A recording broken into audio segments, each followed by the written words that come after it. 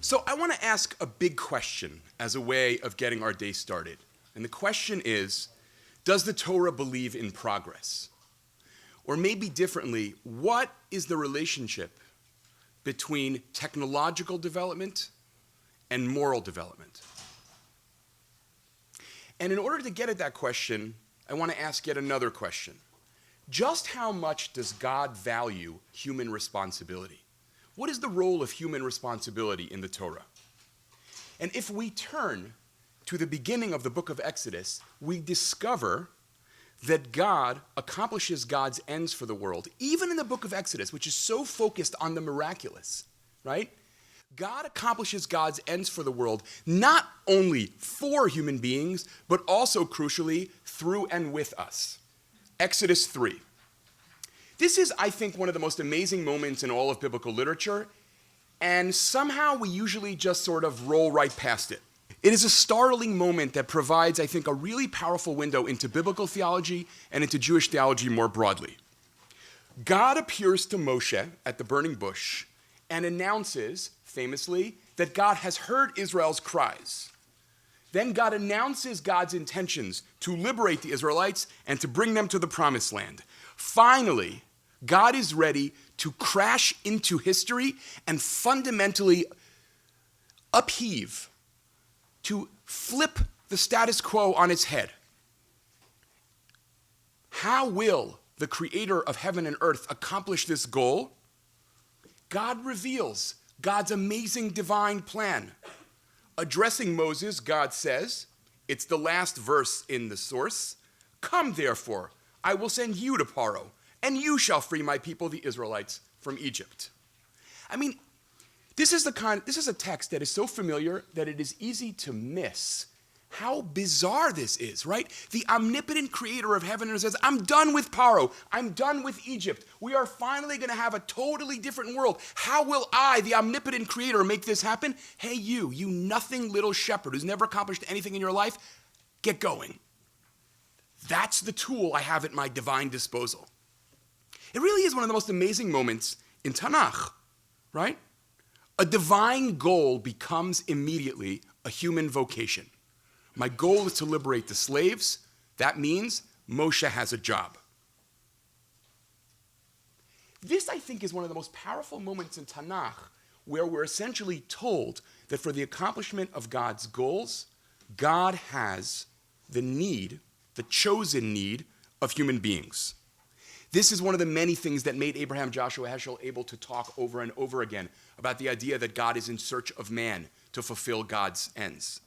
It is also, by the way, this moment of Moshe was extremely important in the philosophy of Rabbi Joseph Soloveitchik, who believed, fascinatingly, that the point of this story was to tell us that what's true about Moshe is true of every human being who's ever been created. There's a mission you have, figure out what it is, and don't walk away from it. Right? Moshe becomes the paradigm for there's something God needs from you. But this is actually not new in Exodus. It's already key, central to the book of Genesis. I could develop this at great length, and I won't in the interest of time, but I'll just give one example, which is the key example. In many ways, the foundational example of Jewish theology, and that is, in source 2, the creation of the human being in God's image.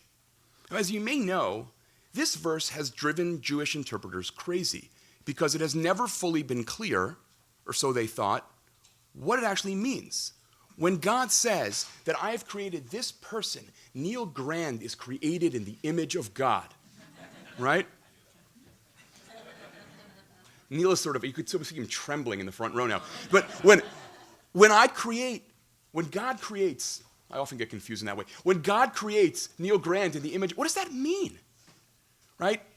And Jews have debated this for thousands of years, but among academic scholars of the Bible, the majority position, it is held by an overwhelming majority of scholars, is that what it means is that human beings are, to use the language of modern scholarship, God's vice-regents and earthly delegates.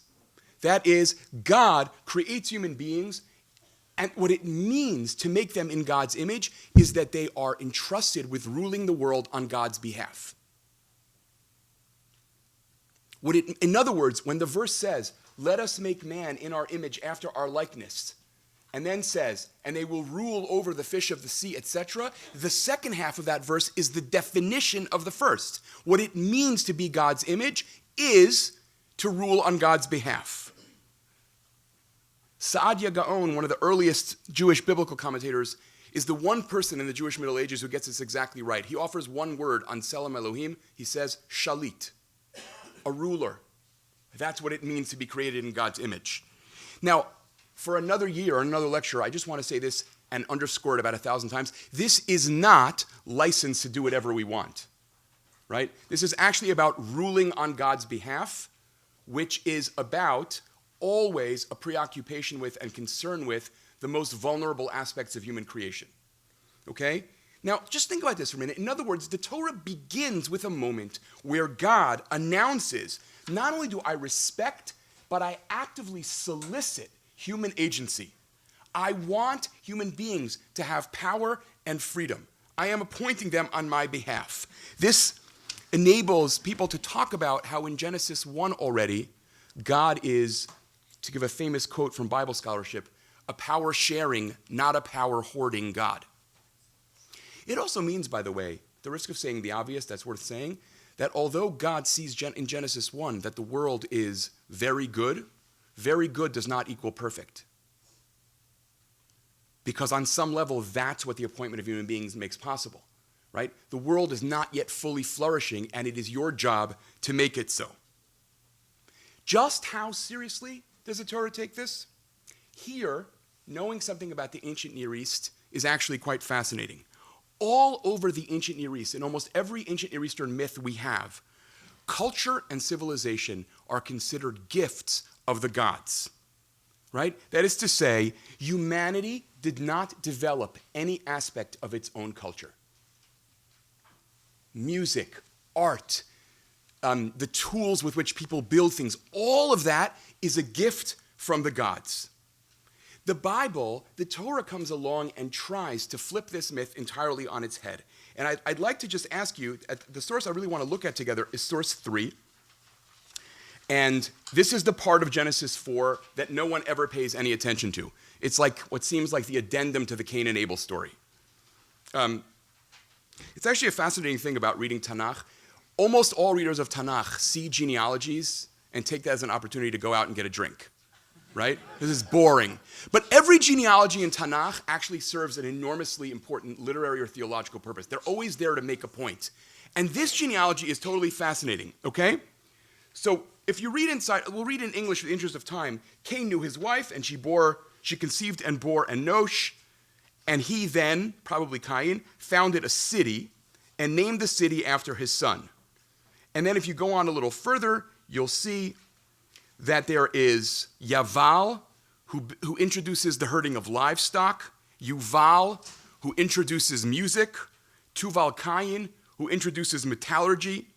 And then if you want to go to the end, Enosh introduces worship of God, Az huchal likro b'shem Hashem. The next source 4, Noach introduces viticulture. The source after that, source 5, Nimrod is the first hunter and empire builder. Human beings are creators of their own culture. This is one of the cases where knowing something about the ancient Near East is not boring. It's actually super critical to understanding what Tanakh is doing. Tanakh is insistent, forcefully, unequivocally, that human beings have the capacity to build worlds. We are the creators of culture. And if you take that just one step further, in the ancient Near East, kings, this is actually kind of one of my favorite things I've ever learned about Torah that I would never have known if I had just had my traditional Jewish education. In the ancient Near East, it is a king who is created in the image of God. So in Babylonia, it is the king of Babylonia who is created in God's image. And what that means in all of these myths is that it is the king who alone acts in history and dictates the course of events. Everyone else is a subject to the one person who is really an agent in the world, the one person who can exercise agency, who can make things happen. Genesis 1 comes along and does this most astonishing thing, right? Which is to say, well, if a king is an image of God, or better, if an image of God is a king, then I have news for you. We're all kings and queens. And we all have the capacity to exercise agency and build things. Right? What you have in all kinds of ways is radical democratization of the idea that human beings can shape reality. Either you can see it as nobody's a king, or we're all kings, we're all queens, and therefore we all have the capacity to do it. And that is, in fact, what Genesis describes them as doing. And I would suggest that it's highly important to Genesis. There are people who disagree with me about this, but that it's highly important to Genesis that the people who create metallurgy and music and the herding of livestock are people who are otherwise totally unimportant. They are not mythical heroes. They're just people. They're you and they're me. And they build worlds. Right? So that's part one. But here's the caveat, or the other side of it. And I can't make this point really strongly enough. Valuing human agency and honoring it and even cultivating it is not the same thing as simple-minded embrace of notions like progress, whether moral or technological. Because on the one hand, and this is where I'm going to return to this source 3 that I was talking about, Genesis emphasizes that the foundations of culture, as I've just said, and civilization are the products of human discovery and ingenuity. On the other hand, what do you think it says that the Torah goes out of its way to attribute these contributions to people of such dubious origins as Cain? I would suggest that there is enormous weight given to the idea that the same person who invented cities also invented murder. It's what it means to slow down and read biblical narrative carefully, right? The same person who invented cities invented murder. This is not, as some people suggest, an anti-urban polemic in the book of Genesis. I don't think this is a whole shtick that people have. I think it's about saying, people can do amazing things in the world and in other dimensions of life remain monsters. So what better way do we have to dismiss naive faith in progress and human beings can do anything and our natures are totally perfectible? What better way do we have in saying that than saying, and yeah, look who this guy actually was? The Torah, in other words, pulls the cord at both ends, right? On the one hand, you have here a list of 7 generations in which there is deep human creativity. Some people go so far as to suggest, I'm not sure they're right, that this is important that there's 7 generations here because these 7 generations in which there is immense human creativity are supposed to be a reflection of the 7 days of divine creation, which are about divine creativity. Maybe yes, maybe no. And yet, look where the story ends up. So look for a minute at the verse about Lemech, verse 23. And Lemech said to his wives, these are hard words to translate, Ada and Sila, hear my voice. O wives of Lemech, give ear to my speech. I have slain a man for wounding me, and a lad for bruising me. If Cain is avenged 7-fold, then Lemech 77-fold. What has happened over the course of 7 generations, in other words, is that technology has progressed, but so too has the human propensity for violence. Morally speaking, in this narrative, Genesis 4, things are getting worse rather than better. Whereas Cain is described as succumbing to sin, Lemech is described as positively reveling in it. And whereas Cain seeks protection from God, Lemech looks around, hunting for provocation, even from a small child. Right? This is part of, reading narrative, right? The Torah never offers, at the risk of stating the obvious again, kind of complex philosophical essays. What it does is tell stories and ask us to read them as slow as we possibly can. Right? The world is unfolding, culture is developing, and yet people are becoming more violent rather than less. This gives me a chance to make a sort of 2-minute point that I can't resist making about probably the greatest and most common misconception people tend to have about the Torah, and that is about the law of an eye for an eye. Talion. Ayin tachat ayin.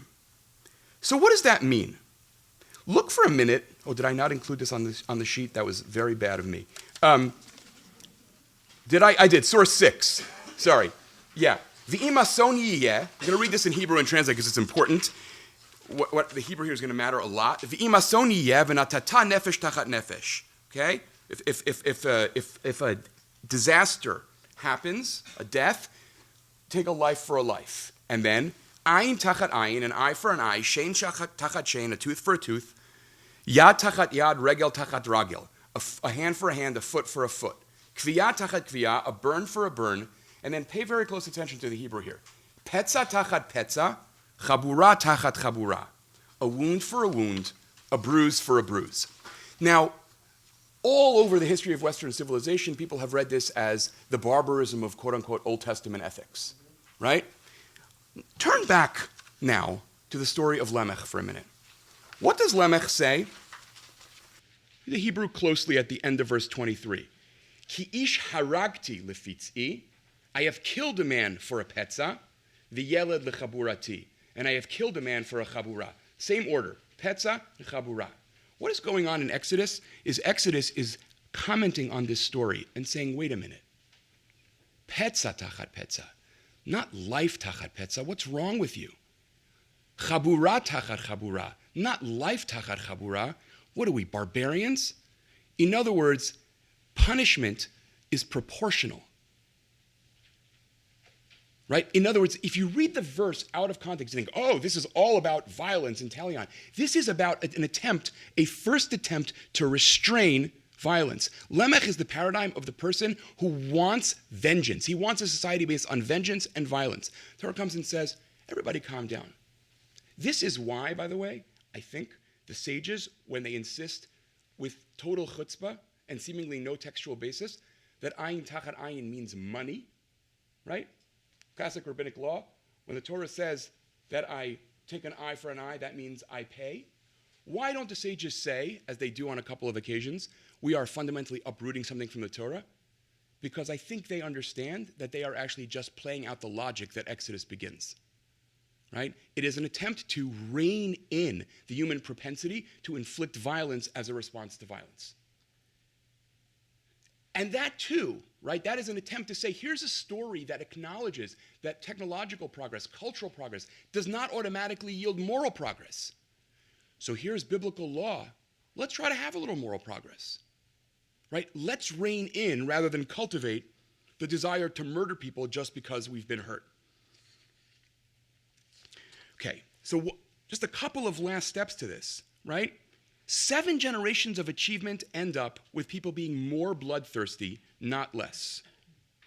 Or as we might say in the 20th century, people can adore Mozart even as they murder innocent children.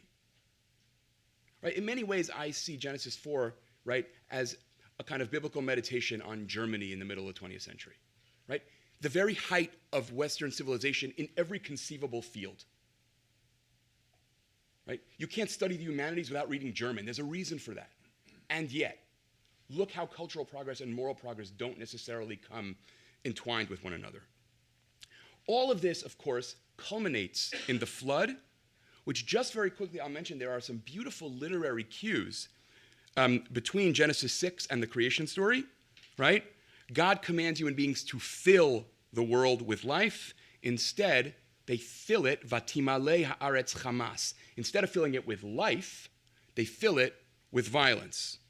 Whereas God beckons human beings to increase progeny, right? Human beings increase progeny in Genesis 6:1, but they also increase ra'ah, wickedness. And whereas in Genesis 1, God sees that creation is good, ki tov, in Genesis 6, God sees that the world has been filled with lawlessness and violence. In other words, this is, again, how a biblical narrative tells us the plans of Genesis 1 are being totally thwarted. Why? Because I appoint human beings to create goodness, to rule the world in orderly ways that are focused on the well-being of the vulnerable, and look what they do with it over and over again. And that is essentially, I think from a biblical perspective, the unavoidable complexity of our condition as humans, right? We have enormous power to shape the world, a fact that the Torah sees as an unambiguously good thing. And yet we can, and all too frequently do, turn that same potential to appalling, unspeakable ends. Now, I really just want to mention briefly, because I think this would be its own lecture, but I think it's totally fascinating. After the flood, the Torah tries a new path. So look for just a second, if you would, at source 7, okay? I think it's totally interesting. This is what the Torah introduces. And again, really carefully. The Torah says, whoever spills the blood of a human, by a human his blood must be shed, for in the image of God, God created the human being. Shofech dam ha'adam, ba'adam damo yishafech. Literary types, this is their favorite verse in all of Tanakh. This is what's called the definition of a chiasm, right? A, B, C, C, B, A. Shofech dam ha'adam, ba'adam damo yishafech, right? Now, people usually pay attention to the first part of this, which is the sanctity and inviolability of human life. If you kill a life, you sacrifice your life. You give up your life. But the second part, Ki b'tzelem Elohim barat ha'adam, is crucial here. Why? Because being created in the image of God in this verse does not only mean that we cannot be killed, it also means that we ourselves are entrusted with the task of acting to prevent such killing. In other words, it's not just that the victim is Tzelem Elohim and therefore you can't hurt him or her. It's that you are Tzelem Elohim and therefore you are responsible to respond to the plague of murder in the world. And how do you do that? Right? How do you do that? Essentially, you are challenged here to build a society, right, where innocent life is protected through law. Law is not just some weird thing Jews have, right? It's actually amazing. The Bible really thinks that like law is integral to what it would mean. Maybe this sounds obvious, but I don't think it's always been obvious. That in order to really do this, you can't just have an impromptu response to when things get out of hand. Human beings are asked to be law builders and not just responders to circumstances, which is why later Jewish law codes sometimes talk about how one of the ways we imitate God in the world is by legislating. Now, rabbinic tradition had enormous misgivings, to say the least, about capital punishment. But the point of this verse, I think, should not be lost in the process. I'll just quote Tikva Freimer-Kensky, one of my favorite Bible scholars, says the following: human beings must be the ones responsible for making sure that human beings are not killed. God will not act to save the threatened person or to wreak vengeance or bring punishment on the killer. Instead, God established a system in which we, the images of God, perform the divine task of preventing and punishing murder. So what does all this mean, right? I think that like almost all moments in Jewish theology, this means that to take Torah seriously is to be willing to live with complexity. I think the Torah is essentially allergic to easy answers to any question that matters, right? Despite what popular religion often sounds like, the Torah is allergic to simple answers. In other words, right, we are asked to have a real confidence and sense of sheer human potential to build things, and at the same time to shed the Yetzer Hara of having illusions about human nature. Humans are humans, are humans are humans, right? After the flood, what does God say about human beings? The very same thing God said before the flood. Yetzer ha'adam ra. People have all kinds of bad inclinations, right? So we are on the one hand challenged to choose the good, and in a real meaningful way. Choosing the good does not just mean obeying this law or that. It means to build culture and civilization. But always, always to keep in mind how often we fail that and how disastrous really the consequences are over and over and over again. In other words, short of the Messianic age, and according to Maimonides, even in the Messianic age, human nature does not change. Jealousy is jealousy. Pettiness is pettiness. Hunger for vengeance is hunger for vengeance. Then we have to avoid the other extreme, which is a kind of fatalism that says, yeah, people will be people, right? This is where Judaism makes this, I think, incredibly complicated demand, which is the statement, it is very hard to actually respond to God's summons, and it is indeed possible. And maybe I'll end by suggesting that I think in many ways Judaism's conception of the tragic is extremely different than Christianity's conception of the tragic, in a way I think is helpful to think about. If you asked a good Protestant theologian, what is the tragedy of the human condition? Without fail, any traditional Protestant theologian will say the tragedy of human nature is that we are commanded by God to obey God's will, and we are incapable. And in fact, it is a heresy in most Protestant theology to believe that we are capable, which is why over and over again we hear about salvation by grace alone. We are incapable. There is no greater heresy than to assume God summons me and I am able to respond. I think that in most, but not all, Jewish theology, the notion of tragedy is totally different. It is, we are summoned by God, we are capable of responding, but it's very hard and we rarely do. And if you're in a college dorm and it's 2 a.m, you can talk about which one of those is more tragic, right? Neither one of them makes you want to go dancing in the streets. But so the challenge really is, how can a society in which technological progress and cultural progress unfolds all the time actually be a society in which those things are marshaled for good rather than evil? A society in which we actually, with our eyes open, with no Pollyanna notions about who we are, live our lives in the hope of responding. At the end of the day, I think that's what Jewish education is supposed to be about. How do we raise kids who know how to respond? Thank you very much.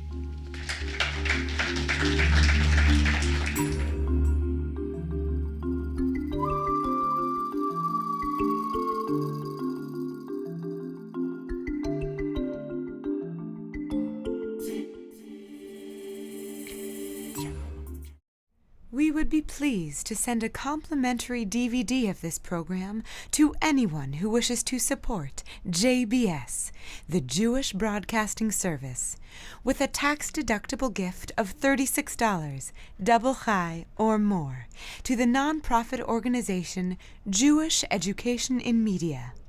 Simply visit the JBS homepage and click on the Donate button to make a donation by PayPal or your credit card. And please indicate the program for which you would like a DVD. Or you can send your tax-deductible check made out to Jim, Post Office Box 180, Riverdale Station, Bronx, New York 10471. And again, please remember to indicate which program you would like to receive with our compliments. And we thank you for your kind support.